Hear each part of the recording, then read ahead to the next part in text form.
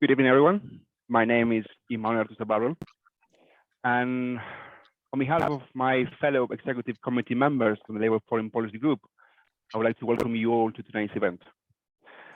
As you know, it will be about the situation in Ukraine, and for a reason we call it On the Ground, or From the Ground, and that's why we have two experts from Ukraine joining us from there, as well as Labour Foreign Policy Secretary, David Lammy MP. Why? I'm hearing some noise. If Jess, is it possible to mute? Yeah, thank you. Tonight's event will explore a couple of objectives for tonight. One of them is to explore the Labour Party position in Ukraine, the role of the UK within NATO, as well as the implications of the situation in the wider European context, how the local experts, in this case, Hanna and Vasyl, the situation evolving in contrast to the way we might see it here. And lastly, but not least, the issues that we are not being covering from here in the media and that we might be missing. I know for some people, this is the first time they're joining this group and this type of events. So I would like to give you a very brief introduction on the group. The Labour Foreign Policy Group was set up in 2020. So we are pretty much a new group focused mainly on foreign policy. And we support the development and the debate around UK foreign policy. By organizing events like this one and roundtables, we aim to harness the experience or the expertise of the Labour Party. And we would like to develop a coherent and progressive foreign policy. If you would like to know more about the group, I believe in the chat you already have the website. So you are more than welcome to send us an email, get in touch, and join us. Also, we will be tweeting live from our Twitter account is @LabourFDG, and that's also on the chat. Tonight we are joined by three our guest speakers, David Lammy, Dr. Hanna Shelest, and Vasyl Myroshnychenko. David Lammy, as you know, he is a member MP, he has been a member MP representing Tottenham for more than over 22 years. He is currently the Shadow Foreign Secretary since 2021, and previously he was the Secretary of Justice. Our other two guests, as mentioned before, are joining us from Ukraine. Hanna is in Odessa. She's the Director of Security Programs at the Foreign Policy Council Ukrainian Prison, and Editor-in-Chief of Ukraine Analytica. Before this, Hanna had served for more than 10 years as a senior researcher at the National Institute for Strategic Studies under the presidency of Ukraine. Vasyl, he's based originally in Kiev, but at the moment he's in the outskirts of the city. And he's a partner in CFC Big Ideas, a Kiev-based communications company, as well as the co-founder of Ukrainian Crisis Media Center, a media NGO set up in early March of 2014, aimed at amplifying Ukrainians' voice internationally, carrying out campaigns designed to fend off the Kremlin, disinformation, and fake news. I'm sure you would like to join me in wishing both Hanna and Vasyl and everyone tonight joining us from Ukraine all the very best in this truly awful situation. Finally, this conversation tonight will be moderated by my fellow executive member, Peter Apps. Peter is a global affairs commentator at Reuters news agency, as well as the founder of the pop-up think tank, the Project for the Study of the 21st Century.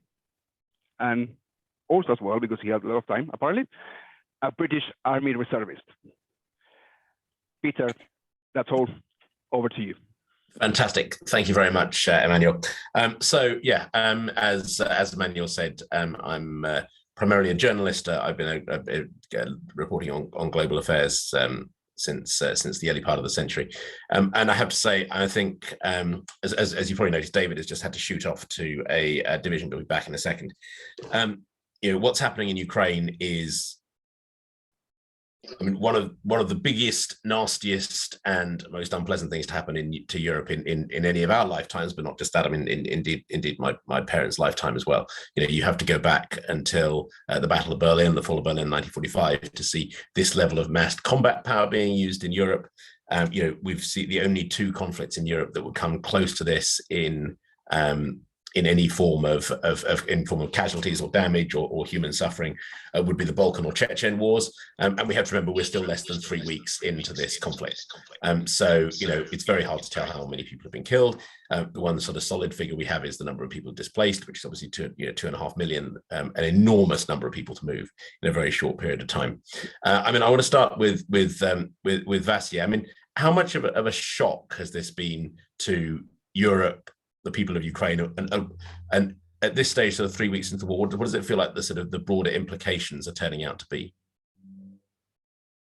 Well, it's been a massive shock for sure, despite the fact that we've been discussing the strategic ambiguity for 3 months with the Russian buildup on the borders. Nevertheless, many people in my circles, most of the people in Kiev, could not believe that an all-out war that Russia has launched is possible. We even had many discussions and sort of thought about an escalation in the east of the country, where Russians would try to take over Mariupol and Kramatorsk and other cities in Donetsk and Luhansk. But it was difficult to imagine that the assault would happen at such a scale. And as you have rightly pointed out, this is the largest military conflict since the Second World War in terms of the number of troops deployed, in terms of the number of equipment employed, and also by the scale of the damage that has been inflicted upon Ukraine. So a good thing out of it is that what we can say that the assumptions that Russian military made have been wrong, and the initial idea that they would take over Kiev in less than 3 days, it did not happen. So Ukraine has already destroyed the myth of the Russian military might, and that's a good sign. Nevertheless, the Russian military, which is failing to take and capture any major city in Ukraine, so far they only have a control of Kherson, a city in the south, but they haven't yet managed to capture other cities. They have started deliberately targeting civilians, destroying civilian infrastructure, destroying hospitals, schools, and others. As of today, by the way, there was a report earlier this morning that they are specifically targeting agriculture equipment. How cynic is that? In the territories which they control, in Sumy and Kharkiv Oblast, and also in other places, because they use missiles to hit, they are destroying the agriculture equipment, and which is, of course, we'll talk later more about some of the economic implications of what's going on here. But this is what we are seeing. Apparently, Ukraine has managed to fend off the initial assault, and the war now goes into a different stage. So we are now talking about resilience long term. And for that, we really need humanitarian assistance, we need financial aid, and we definitely need military assistance. And we also need to be talking already now at this stage about a new Marshall Plan for Ukraine to rebuild, because the level of destruction is enormous. As of last week, Minister of Economy made an initial estimate that the war, the damage has been done already at the level of $100 billion. But I think now it's growing at the exponential speed. It's just devastating to see so much of the destruction to everything in Ukraine. I mean, and including all the lives that we are losing. And nevertheless, people are united. They are united as never. Even, it's interesting. It's an interesting phenomenon, because if you analyze all the international media, starting from day one, there was a prediction that Kyiv will not be able to resist. Kyiv will not be able to fend off the attack. And it was just only the number of days that Western analysts, military analysts were giving Ukraine in terms of resistance. And now, like 3 weeks later, we keep on fighting. And if I talk to my friends who are still in Kyiv, who are now joined the armed forces or part of the territorial defense, I just feel that their spirits are up. They are united. You know, all Catholics, Orthodox, Russian-speaking, Ukrainian-speaking, Jews and Muslims. They're all fighting all together. The level of support for the president is 94%.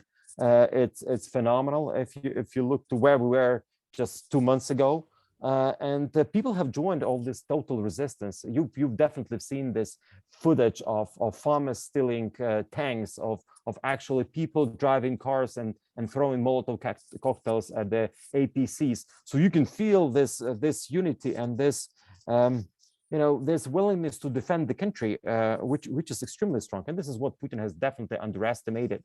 I think, as you might have read the reports from Russia, heard about the investigations that he's ordered among his intelligence circles to actually see where all that money was spent on the large network of the Russian agents, which were supposedly been waiting for these Russian troops to come in order to create a favorable ground for them to take over the cities and proclaim allegiance to the Russian state. It didn't happen. Look, I can probably go on for a longer time, but I think I'll just make this opening remarks, and we can, I would like to let Anna also to share her ideas about the developments now. We can go into some details and also delve into some other topics as we go on. Fantastic. Thank you, Vasyl. I mean, a couple of things that leap out from that, when certainly defeating that myth of Russian military superiority.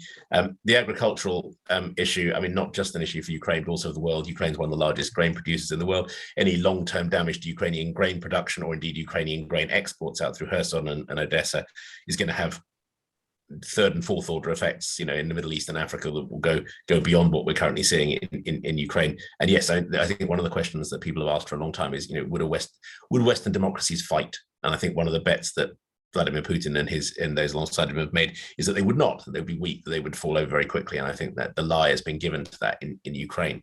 I mean, Hanna, how does that feel from the Odessa end, and particularly from Western democracies like Britain? What does it really feel like you need, and what do you feel that we're doing well, and what do you feel we're doing badly? The only feeling in Odessa is that for the first time in my life, we are happy that March is with such bad weather. And usually in March, we used already to go to the seaside enjoying our coffee outside. And a few days ago, we had -7 and very strong wind. And people were so happy in the city, because it's minimized the chances for the landing operations, for the parachutes and from the marine assault. And half of the Russian ships needed to return back to Crimea because it was storm on the sea. But that is half jokes, but that's probably what really helped Ukrainians to get spirit high, because it's almost 3 weeks. We are on the day 19 of this aggression, and you need some positive thoughts. You need to find something positive even in the small things. And here, if you look from the south, you're definitely taking attention to the several other things that I would like to point out. First is the maritime security and what's been happening on the ports. You need to understand that approximately 70% of Ukrainian export is going by sea, through the ports, and most of them are through the ports of so-called big Odessa. So that is Odessa, Chernomorsk, and Pivdennny, 3 ports that are just nearby. Azov Sea is important for the east of Ukraine, but they are not so. I mean, Mariupol and Berdyansk, in terms of general export, is mostly for the metallurgic industry. At the same time, 90% of Ukrainian grain export is going by sea, through the ports. So here you can imagine that last year Ukraine had the record harvest. Definitely half of this harvest was still in the ports or at the storage facilities. And considering that already for 3 weeks we are not able to export it, that definitely will have very soon quite a significant consequences for many countries in the world, predominantly Middle East and North Africa, but also for China, because China is exporting a lot of the Ukrainian grains. And that is also one of the answers why the Russian Federation is targeting the agricultural equipment, machinery, because Russia is the biggest competitor of Ukraine. So their goal is not only to destroy Ukraine as a state, but also to destroy as much as possible the incomes or any kind of the export facilities that we may have. So definitely here, agriculture, the export, the seaports, it's what is among the primary. But what is interesting as well, that they've been targeting the civilian ships in the ports, and not only at the ports, but also at the anchorage. And all these ships being not under the Ukrainian flag or under the Ukrainian operation, that being Bangladesh, Panama, Romania, Moldova, so completely different countries. At least 3 of the ships that been captured, they were not even in the territorial waters of Ukraine, but just nearby. One of these ships sank because it had been targeted by the shell, and Ukrainian rescue team rescued the crew. Another Bangladesh ship been targeted in Mykolaiv port, also by shelling, by the missile. You can call it piracy, you can call it terrorism. British lawyers are better in this than I, but at the same time, that is the reality, that Russians are trying to bring blockade from all sides, plus targeting civilians, doesn't matter if it's civilians or military. I already see the question in the chart. Do we think that Russia targeting civilian objects deliberately? After 3 weeks, I can say yes. If originally I could assume that maybe some of the targeting being just because they used some missiles that don't have the precise targeting. So now when you have 300 schools, 100 hospitals, when you have the TV towers, when you have the gas storages, when you have just the downtown of Kharkiv or Kiev or other cities, and even nuclear plants, because Chernobyl and Zaporizhia power plant, nuclear power plant station being not just occupied, but targeted deliberately with the missiles, you understand that it is done deliberately. And even the latest tragedy that we had in Mariupol with the maternity hospital, Russians openly said that they targeted this object because they were sure that it is some kind of the military group is there, even that, even what they showed on the map was 10 kilometers from that place. So the reason why they're doing it is to bring panic. Because definitely, as Vasyl said, that the biggest disappointment and underestimation of Russians were the reaction of Ukrainian people. Because in the Russian construction of narratives and propaganda, it was that Ukraine is divided, at least divided between East and West, better divided between all other groups. So they were sure that at least some part of the population will be happy to see Russians.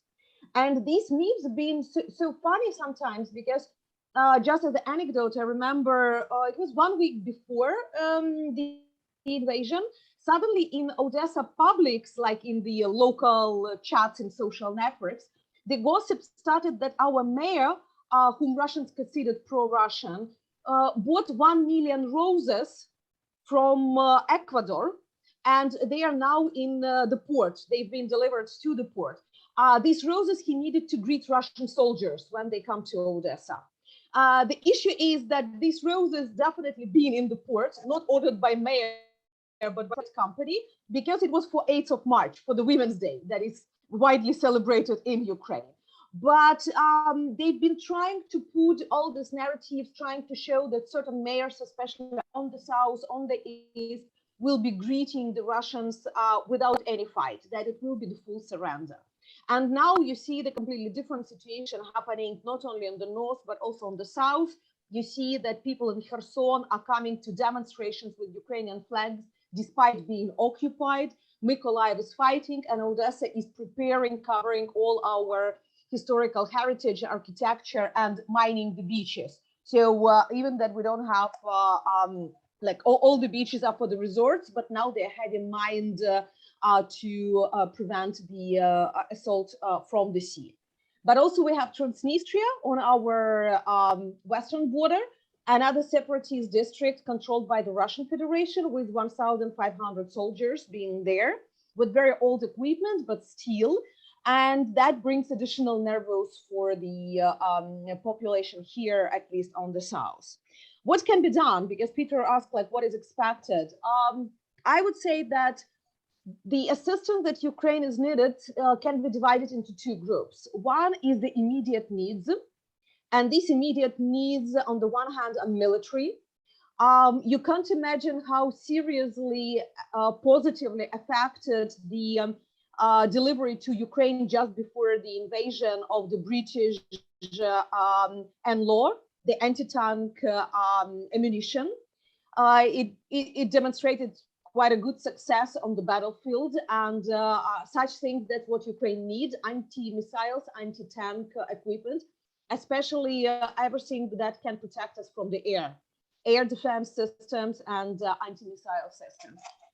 The second is humanitarian, because we already know that from 42 million people, we have 3 million refugees. That's what is registered now. Not speaking about several million people being internally displaced people who moved from Kharkiv, Kiev to Lviv or Ivano-Frankivsk, so to the western regions. But also, we already need to think about what is after the war. And that is the second group. That's not only the Marshall Plan, about which Vasyl talked about, but I would say that Ukraine would definitely need the assistance to document and to prosecute the criminals who are in charge of the war crimes. So the tribunal would definitely take place. It's also the questions of reparations, the questions of plenty of cases against those involved in the activities, and against the Russian state for the compensation of the private companies for everything. And here, if we speak about the UK, I would say we need your lawyers, because that's something where the United Kingdom is one of the best, and that's where Ukraine would need a lot of high quality lawyers in the international tribunals, international courts, international organizations, and that's where the assistance really will be needed as well. And you should not underestimate this assistance, because Ukraine can ask for the reparation or the assistance like this, but for many people, this legal and moral compensation will be not less important to feel that each of the crime will be punished, doesn't matter how many years will pass after the war. And the last but not the least, Ukraine would need support with the NATO membership. We now have the biggest joke in Ukraine that territorial defenses forces of Ukraine will think after the war if the NATO forces are capable enough to join them, and that it is open door policy, but still we need to understand, are you at the same level of capabilities? That's definitely a joke, but at the same time, we need to understand that we need the advocacy inside of the NATO to help with the Ukrainian NATO aspirations, because with the current developments, Ukraine definitely proved that we are capable, and both in terms of the values, principles, and capabilities. So to make it short, additional assistance with the air defense now, humanitarian assistance now, Marshall Plan and lawyers after, and NATO both now and after. Fantastic. David, welcome back. Just to recap for you very quickly, and to run through two really good contributions from Vasyl and Hanna. Vasyl was talking first of all about the feeling that Ukraine has kind of blunted this myth of Russian military superiority. They've taken that first punch, they've kind of rolled with it. And one of the things I'm struck through talking to Ukrainians is there is a feeling that they may and will win this ultimately. Secondly, talking about some of the things that Russia has been doing, not least and really disturbingly for the rest of the world, including destruction of agricultural facilities. And again, Hannah's been talking about the export facilities. A huge chunk of global grain should be coming down through that Kherson railhead and out through Odessa. Obviously, none of that is doing. The Ukrainian railways putting in a really quite heroic effort to attempt to feed the rest of the world by getting stuff out by rail, even as they're managing to even as their own country is under attack. We've also been talking about some of the things that Britain's been doing. A lot of appreciation for the NLAWs in particular. They seem to have been doing very well on the battlefield in the first 19 days or so. But this feeling that they need a sort of a short-term plan support, particularly support in terms of anti-air defences. We haven't really got on to talking about a no-fly zone and where the UK and Labour might sit or not on that, but obviously that's something that's probably going to come up in a second. Talking about a longer-term kind of aid to Ukraine after the war. And one of the questions we've had in the chat, which is about sort of how we de-escalate this conflict. Russia has been talking about striking arms shipments with the implication that they might strike into Poland. How do we help Ukraine while avoiding getting into a shooting war with Russia itself? On that note, David, I'll hand over to you because I'm sure you have thoughts on any or all of the above and where Labour stands on this extremely disturbing and escalating conflict. Look, thank you very much. And I've just got back from Finland and Sweden, and particularly Finland, very proximate to Russia. It was really interesting to hear views on the ground, really, and assessments of Putin and others. I think it would be right to say that what I found when I came into this role in December and started to get the intelligence that I am able to get on Privy Council terms from the government, that there was a difference of opinion in the assessment of that intelligence, that the UK and the US were pretty sure that Putin was attempting an operation that would mean going into the country, and it became clear that the scale of that operation would be extensive and go beyond the Donbass. And our European colleagues were not sure that that was the position. Obviously, they could see the troops amassing, but they took the view that this was in order to broker some kind of deal around Ukraine that probably would involve neutrality, demilitarization, and some of the things that Vladimir Putin is asking for. Well, we have seen the extent of the horrors that have unfolded. I think it is important to emphasize, obviously, the tremendous fight that Ukrainians themselves have fought in defense of their country. I was in Kiev in January. I've been to Kiev before. I've got great friends in Kiev. I knew that Ukrainians would fight for every single inch of their country. That was my feeling, and they have proved that to be the case. I think it's also important to say that the unity and the resolve of NATO, European Union, but also Western allies like Japan, Singapore, and others is hugely, hugely important and was not expected by Putin. And so the position of the Labour Party has been to be united in defense of Ukraine, united in defense of NATO. And there are two areas where we have pushed the government. We pushed the government hard on sanctions and dirty money here in London, and we believe that there is much more to do.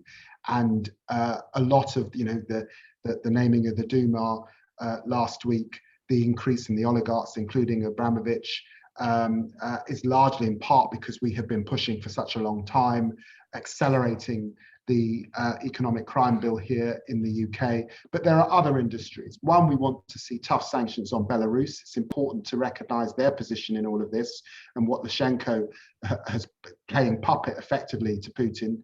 And there are other industries like insurance that we've got to make sure are hit hard, because Vladimir Putin should not be able to de-risk his exercise. Luxury goods that oligarchs and others use, we would extend the list much greater. And the numbers here in the UK of people receiving sanctions are not as extensive as they are in the United States. Now over 600 names mentioned in Europe, and I think it's just about 45 here in the UK. The other area that we push the government on is, of course, refugees. I won't go into that because that debate is so well broadcast across the UK. Everyone understands the point, but I think the government has lagged behind the generosity of the British people considerably, and it's been important for me and Yvette Cooper to raise those important issues and to push the government into offering more. I think where there has been a difference of opinion, and here we are at one with the government, is on the no-fly zone. I fully understand how painful and hard it is to watch what is happening in Ukraine. It's been hugely important to do all we can to arm Ukrainians, not just with anti-tank missiles, but also, of course, with anti-air missiles. We've sent Javelins, we've sent Starstreak, more coming from, and not just us, obviously, from the United States, hugely, hugely important. And of course, British troops have been training Ukrainians through Operation Orbital now for several years. That has all helped considerably. But a no-fly zone means committing to enforce a no-fly zone, and that means Britain being prepared to put British soldiers in to fight Russia in Ukraine, and we're not able to do that, and we agree with the government assessment that we're not able to do that, and we should not do that. That would be an escalation of this crisis. I recognize that that's hard to hear if you're in Ukraine. Of course it's hard to hear, but that is the position, that we do not want to escalate this into a war that draws in NATO in Ukraine. And so we must arm Ukrainians, and we must make this very painful for Vladimir Putin and Russia as a consequence. And it's important to recognize within that context that the ruble has fallen. There's been almost a default on Russian banks. People are queuing at ATMs, and the pressure coming from the West, including things like Apple, Microsoft, McDonald's, and so many private names pulling out of Russia, is in fact that pressure that we are bringing to bear. Thank you, David. I mean, yes. Hanna. I mean, obviously this, Russia will be a seismically different place after this. This is having a huge impact on Russia in terms of both the sanction and the else. But I mean, how does that feel from where you are in Odessa? Hearing what the UK is and is not willing to do, and what the rest of Europe is and is not willing to do. First of all, I would like to clarify that definitely Ukraine originally asked for the no-fly zone, and we heard clearly the decision of the many European countries, even that sometimes it sounded a little bit odd because it was easier for the countries to establish these regimes in the Middle East. But in Europe, somebody is afraid of escalation, and I don't know what can be bigger escalation than bombing daily and using ballistic missiles and cluster missiles prohibited 10 years ago, and other type of the prohibited ammunition just in the middle of Europe. But nevertheless, what Ukraine is asking now is not just no-fly zone, but to help us to protect our sky. And in this way, Ukraine is asking for the air defense ammunition, something that can assist, because our capacity is not unlimited. And we've been doing it already for 3 weeks, and nobody been supplying us of the air defense systems or air defense missiles. What we received previously is Stingers and Javelins, but you understand that they are good against the helicopters, but they are definitely not good against the ballistic missile or something like this. So as for now, Ukraine is emphasizing that help us to protect ourselves. We are not asking you to participate in the war, but if you would like that this war would not come to your territory, think how you can really help us, but not just deep concerns. Because honestly, the phrases about deep concerns is something that frustrates the most.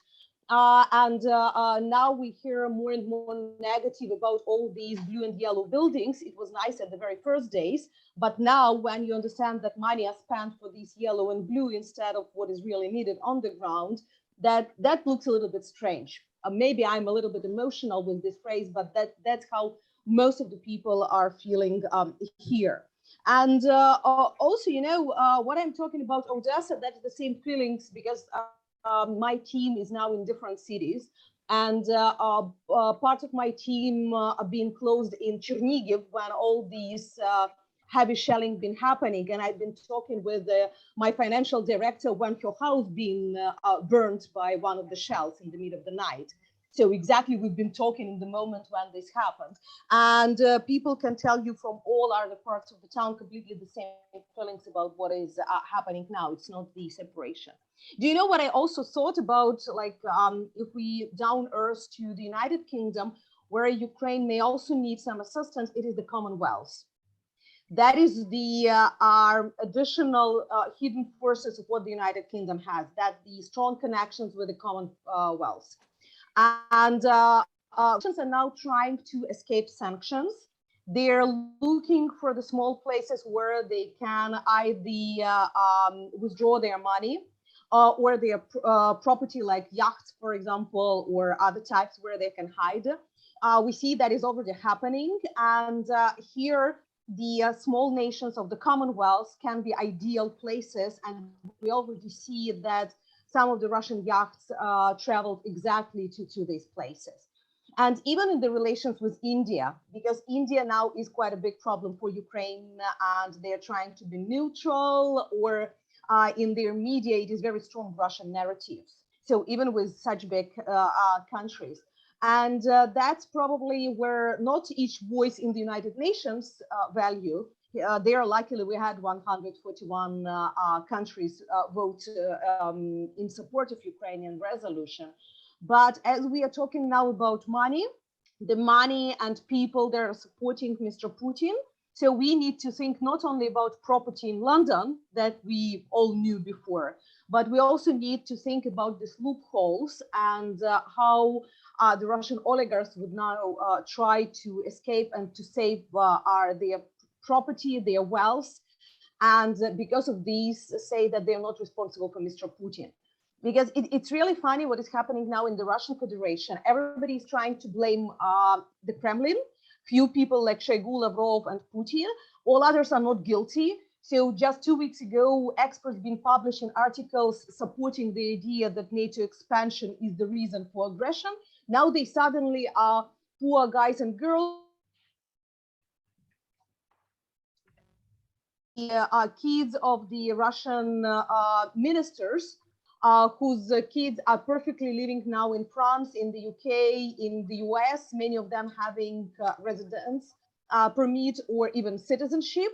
And in their Instagram, being blaming Ukrainians for everything and saying that they are supporting their fathers. So golden visas is also something that is really a problem now because nobody really cared about these. Maybe these things, very small issues, but trust me that while these people feel that they are untouchable, they would not do anything. And it seems to me that answering one of the questions that we have in the chat, what can push back a little bit or ramp Mr. Putin, it should be something from inside of the country. We can fight, we can win, we can put the sanctions, but as soon as he would have his political ratings raising because of this war, nothing would change, because it doesn't matter Mr. Putin or somebody else, their perception about the right to decide the future of other nations by force and brutality will continue. So without the strong opposition inside of the Russian Federation, and when I say strong opposition, I'm not speaking about Mr. Navalny, I'm speaking about more serious forces, including somebody within the intelligence forces, we would not have the real change in the situation. Fantastic, thank you. I'm going to come back to Vasyl in a second, but I want to take 2 or 3, or maybe 3 or 4 questions from Jess in the chat at the moment. I know there's been, I've seen stuff about the economic crime bill. Jess, have you got any other questions to throw in? Yes, thanks, Peter. There's been a really interesting discussion about the off-ramp. You alluded to it already in your remarks, and whether there is any endgame idea for Putin. And I think there's, for our Ukrainian speakers, there's definitely a debate within the UK about what is Putin's ultimate aim. And this was followed up by a question by Phil, who said that Putin is trying to frame this as Russia versus NATO, as opposed to a Russia invades Ukraine situation. So is he just trying to provoke NATO into the conflict? For David, there's 2 questions from Josh. Would Labour be prepared to support the US in supplying significantly more advanced anti-air systems like the Patriot and advanced sensor systems? And should Labour be pushing for the British overseas territories to adopt the economic crime bill? Thanks. Fantastic. I'm going to throw to Vasyl first on the Putin's end game and off ramps. Well, it's a difficult question because Putin is a tough guy, right? That's what the image that he's portraying. So For him, the humiliation of defeat would be actually the end of Putin, and this is what is very concerning to me and to many other people in Ukraine, because that he was not able to demonstrate any significant success in 3 weeks is the reason he's now using, banned weapons and targeting civilians, just intimidating people to put more pressure on Ukraine's leadership to surrender. Of course, all these preposterous allegations by Lavrov that Ukraine, along with Americans, are creating some biological or chemical weapons is also a very bad signal, because usually it's used as a pretext to actually use chemical weapons against Ukrainians. We've seen it in Syria. We don't know what else he's got there. He's got nuclear weapons. Will he use those nuclear weapons? I don't rule it out, actually, because it's even part of their military strategy where they justify the use of tactical nuclear weapons as a means of de-escalation. So I wouldn't even rule out that he would use some of the nuclear weapons to hit some of the smaller towns in Ukraine, and then saying that, look, that's what you're going to get in Kyiv if you don't give up. We don't know. It's really, there are so many options down there that he could probably do. And I agree that his goal is to test NATO. And one of the arguments which I believe is legitimate in terms of the no-fly zone is that NATO will still have to intervene eventually. But by the time NATO will intervene, the number of lives and the level of destruction in Ukraine will be so huge that it's just going to be devastating. But then NATO will still be tested, because I think that's the whole idea of Putin, to test the NATO. Also, some of the results that he's achieving and he's always aiming is to keep the European Union weak. And as we already see 2.5 million people in Europe, so what we can imagine what can happen if Russians take over more territory in Ukraine. We can see probably even 10 million there, or even more. It's going to create a huge and major humanitarian crisis in the EU. So our argument is very clear. We are now here protecting Europe, protecting European freedom and democratic values. So we serve as a donor of the European security. So you need to help us to withstand Putin. And I think that if Ukraine falls, all these negative implications, such as refugees, global food crisis, lost markets, chaos, and problems, I think it's now much cheaper and more rational to support Ukraine now rather than wait and actually face all those negative consequences. David, those two sort of specific questions first, and then maybe your thoughts on that bigger picture. David, you're still on mute. Stop listening. Of course, on the overseas territories, there's legislation that still has been passed but not implemented by the government on the overseas territories bill. So that is axiomatic. We have been saying for a very long time indeed that we have to deal not just with what is happening here in the UK, but the overseas. I might say also, by the way, on the dirty money, that whilst of course this is framed around Russia, London is the stopping point from dirty money from all over the world. And therefore this is a much bigger problem. Dictators and despots washing their cash through London, that's just through Russia. And this is our moment to clean up. So we will continue to press that day after day after day, as we have been. And this government is slow on all of those issues. Sorry, what was the other question? Would the Labour Party support the US delivering more advanced weapons systems, so maybe stuff that we don't have, but the Americans could give them? Yes. Yes, we would.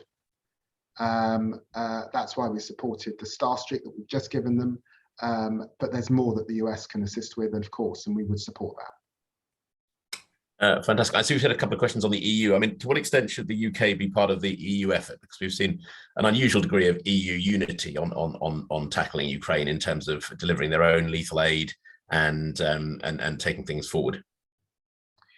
Look, I mean, I don't want to rehearse the debates about the European Union, but clearly what is important is to understand is that Vladimir Putin has picked this time because he thinks it's a time of acute weakness. What he calculated was division between the UK leaving the European Union. He saw a new president, a new chancellor coming to Germany that he anticipated would be weak. He saw Macron facing an election that he thought he might lose. And he saw Biden on the back foot in the United States, and he saw the world recovering from a pandemic. That is why he has chosen this moment. And that is why it was so important for us to be united.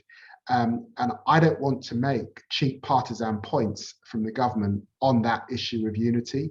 I'm pleased that Liz Truss was at the security meeting in the European Union, and that she has been invited into the room. I think this does raise bigger questions about European security and how Britain is at the centre of that discussion with its EU partners. And I'm glad to see us put behind us this period where we were having petty spats with Macron about the Channel and other things. But I don't think this is the moment to seek to create division in Europe. It's the moment for us to be united. And so I'm not going to take cheap shots at the government. Fantastic. Jess, we think we've had another couple of questions. Someone was saying that we're all very intelligent, and I have no idea what the rest of that comment was, but I'd quite like to know what it was. Yeah, sure. I mean, the comment is about this being a really critical moment, akin to sort of Chamberlain's appeasement and where we stand there. But I would actually like to draw the attention to a couple of... Let me just push back on that. I do have to say that we need to be very, very careful. Because if you look at the history of Hitler in both Czechoslovakia, Austria, before the Poland, it's not directly comparable. And we have now got a nuclear power. And therefore, it's our assessment, and I think this is the right assessment, that we should not walk into war with a nuclear power when he's trying to draw us in deliberately. We have always said that NATO is defensive, at a defensive alliance, and we try to maintain that it's a defensive alliance. It's very, very hard dealing with a brutal, horrific dictator, effectively. Of course it is, particularly when you're 30 democracies across NATO, but let us try and hold dear to our own values while supporting our Ukrainian brothers and sisters in their fight. Thank you, David, for addressing that point. And I was going to, the second. And all I would say to those that, I've seen some comments in the chat that, come on, Lammy, you are on Chamberlain's side. Can I just say that no parliamentarian takes lightly committing British troops to war. That is not a decision taken lightly. And I've got to say that this is people's lives we're talking about, and therefore we have to be measured in our tone and in our discussion. Sorry, Jess. I was going to ask a couple of questions about the humanitarian response. Firstly, a first question that came through was, what was Labour's view on a potential maritime humanitarian rescue if required in southern Ukraine?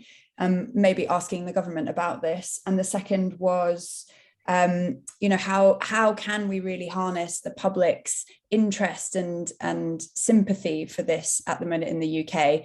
And I guess I wondered if I could put it back to Vasyl and Hanna as well. What do you see as the current need in terms of the humanitarian response? Well, you forgive me because I've got to go. So if you did, was one of those questions directed at me?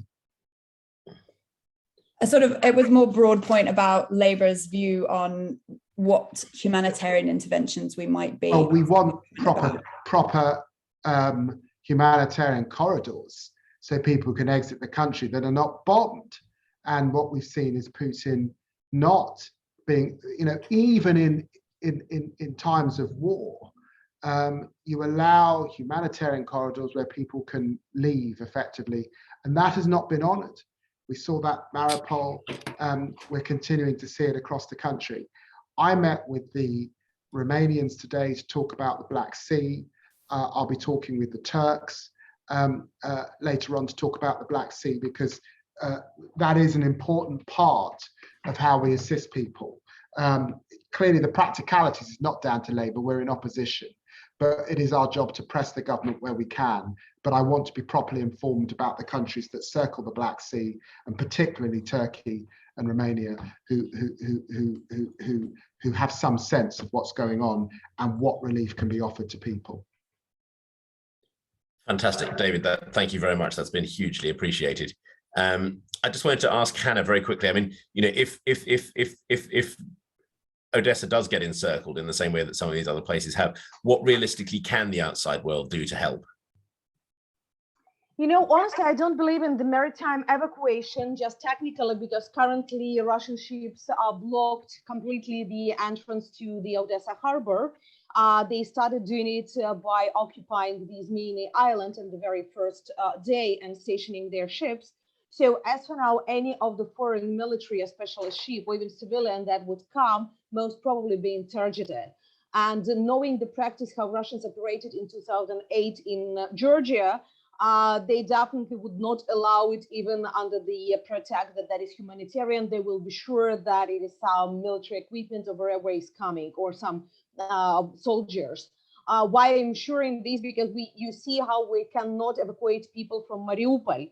And for the last week, 3 evacuation attempts that been negotiated with Russians was not fulfilled, and one of them being just dropped, another being bombed, the third one stopped 100 kilometers from the city. So what is happening there? People are just for 2 weeks don't have even mobile connection, with the very seldom attempts, like for a few hours it can something to appear, with the shortage of food and everything, and Russians are just not allowing them to leave.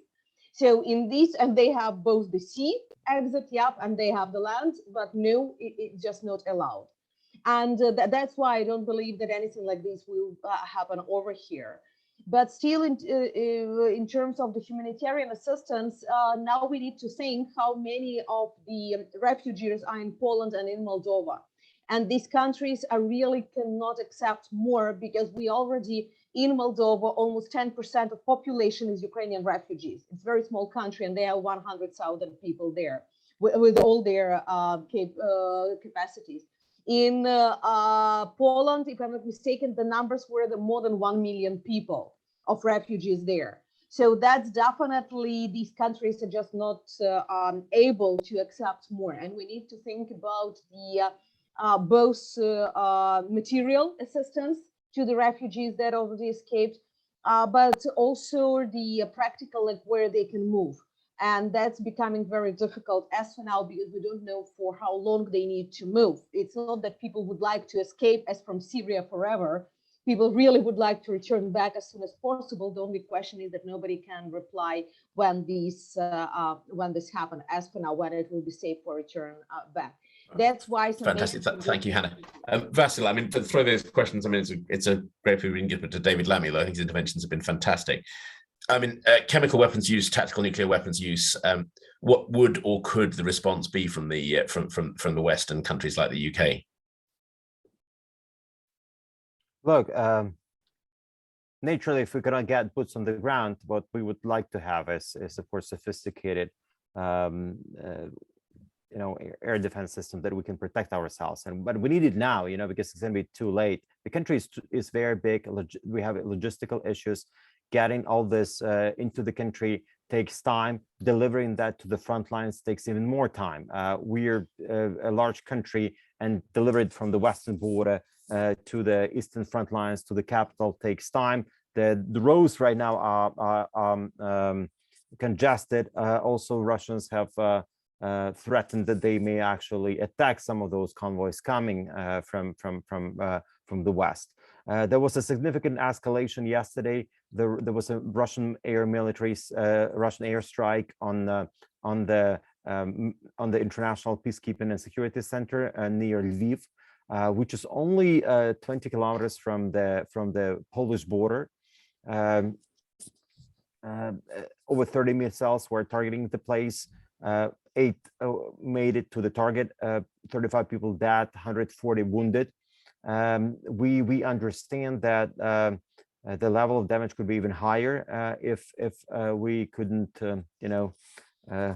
we couldn't destroy some of those missiles flying into the place. But at the same time, the fact that Lviv is a place which is currently hosting over 1 million internally displaced people, or even more, because Lviv serves as a transit point between Ukraine and the West.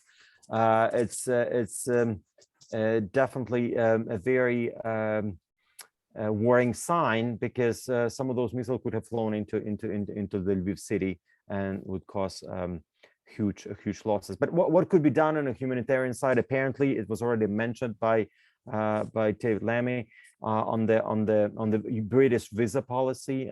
I think this is really horrible and just in a way ridiculous. Every time I have to apply for a British visa, it usually takes a long time to fill in all those 50 pages of an application, which requires lots of questions and lots of documents scanned. So all these people who are now in transit, even have relatives in the UK, they still had a hard time signing up for the